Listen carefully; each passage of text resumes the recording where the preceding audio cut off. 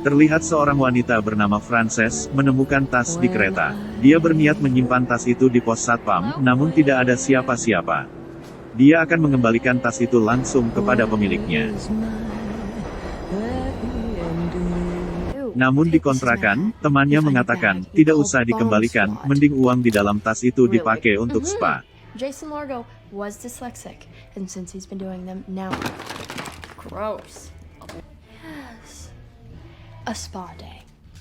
Keesokan harinya dia mengantarkan langsung tas itu kepada pemiliknya. Pemilik tas bernama Greta langsung menyambutnya. Di sana, Greta memberikan teh dan memperdengarkan piano.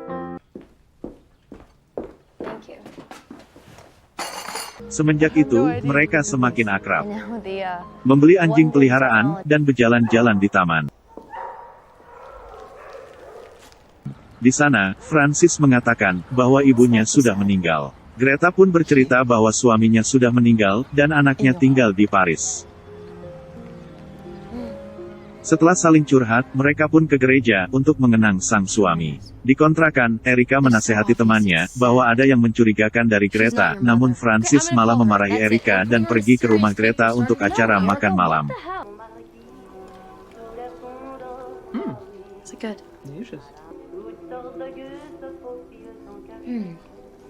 That's delicious. Ketika Francis mencari lilin di lemari, dia melihat banyak tas yang bertuliskan nama-nama perempuan.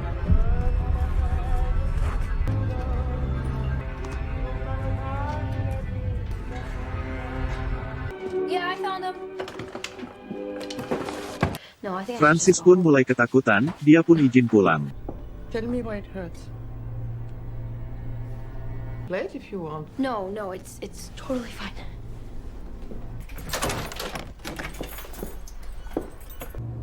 Di kontrakan, dia curhat kepada Erika. God. Semenjak itu, dia tidak pernah menghubungi Greta. Namun, Greta terus mengirim pesan dan menelpon ke kontrakan tiada henti.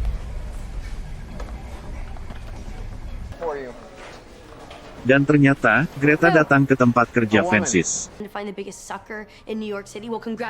Di sana, Francis mengatakan segalanya tentang tas itu, dan langsung mengusir Greta. Keesokan harinya di tempat kerja, Greta sudah berdiri di seberang jalan dari pagi sampai malam hari. Francis pun menghubungi polisi, dan polisi hanya mengatakan, abaikan saja.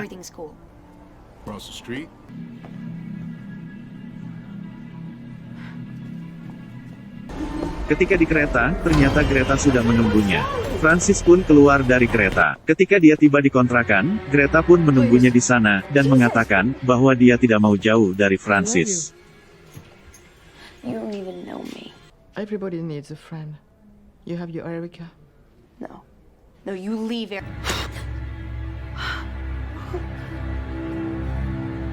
Francis mulai mencari tahu siapa Greta sebenarnya. Di tempat sampah dia menemukan surat dengan nomor HP yang berhubungan dengan anaknya. Dia mencoba menghubungi nomor itu, namun ternyata tidak aktif. Di rumah, Greta mengirim foto Erika kepada dirinya. Francis pun menghubungi Erika dan menyuruh pergi dari sana. Namun kemanapun Erika pergi, dia terus diikuti. You gotta get out of there. Oh my God, Erica, no, she's still following you. Where are you? Don't worry, I'm leaving. You there? She's still following you. Turn around. Do this. I'm gonna go to the cops tomorrow and I'm gonna hire an attorney. Go, Frankie Mac. Goddamn subway. She's right behind you. Turn around. Erica, she's on the bus. What? Come on. Watch for her. I will. Pathetic. Excuse me, I have to get off. Erica, get off the bus. Okay, I'm off. Ketika Erika menyeberang jalan untuk menyerang Greta, dia hampir tertabrak mobil. Dan ternyata, di dalam mobil ada Francis yang sedang mencarinya. Mereka pun lanjut pulang. Di rumah, seseorang menghubungi Francis untuk bertemu di kafe. Di sana dia mendapat informasi bahwa anaknya Greta sudah meninggal sejak lama. Dan semua yang Greta bicarakan adalah kebohongan. Di restoran, dia harus melayani pelanggan di meja 7. Namun ternyata, dia adalah Greta. Di sana, Greta ngadat dan ngerusak restoran. To us. Are you a child? No, you're the child. Greta pun diamankan oleh polisi. Francis mendapat kabar bahwa Greta dibebaskan. Erika memberi saran agar meminta maaf kepada Greta, dan bilang dia akan pergi bersama ayahnya, supaya Greta tidak terus mengikutinya. And what does every child? A friend when I needed one the most. Greta menyusup ke kosan Francis dan memberikan obat ke minumannya, yang membuat Francis lemas. Francis pun dibawa oleh Greta.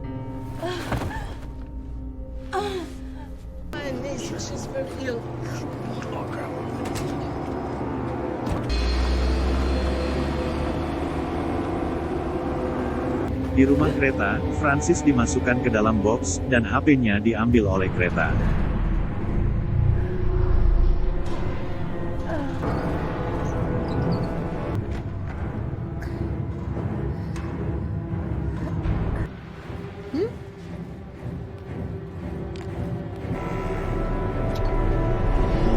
Ketika Francis tersadar, dia mencoba kabur, namun tidak bisa.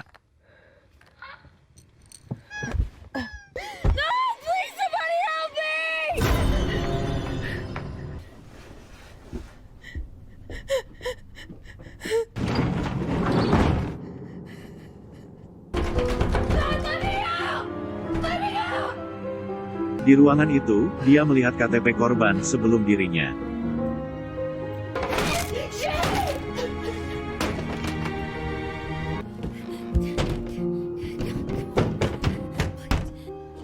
Erika mendapat pesan dari Francis bahwa dia sedang berlibur dengan ayahnya. Dan ayahnya Francis mendapat pesan bahwa Francis sedang berlibur dengan temannya, yang ternyata pesan ini dikirim oleh Greta. Setelah beberapa hari, sang ayah tiba-tiba datang ke kosan Francis. Di sana dia bertemu Erika. Sejak itu mereka curiga bahwa Francis telah diculik.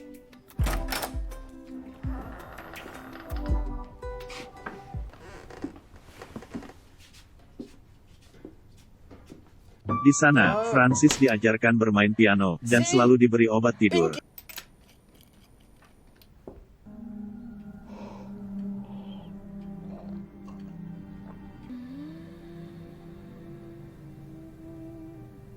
Sang ayah menghubungi polisi untuk mencarinya.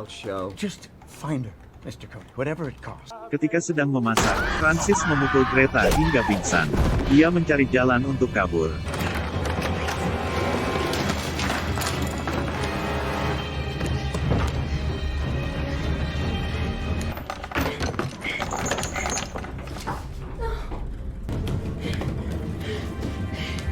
Saat itu, dia menemukan kantong mayat yang ternyata dia adalah korban Greta sebelumnya.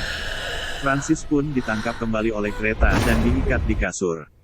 Polisi datang ke rumah Greta untuk mencari Francis.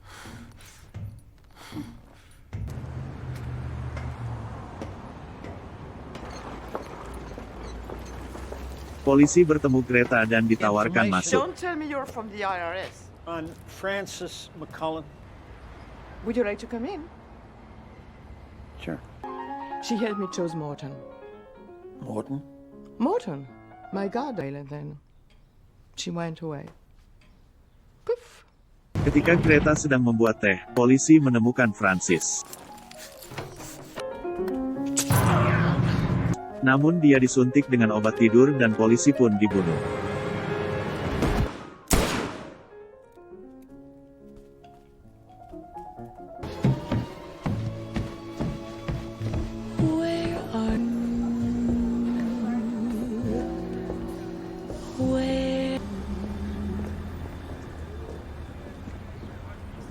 Calon korban Greta selanjutnya pun tiba. Seperti biasa mereka berbincang-bincang.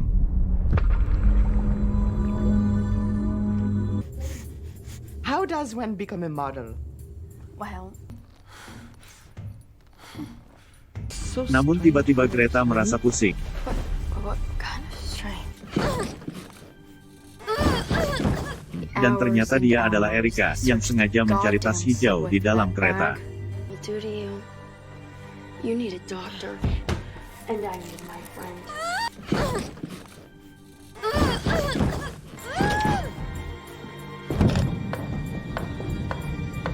Erika pun menemukan Francis.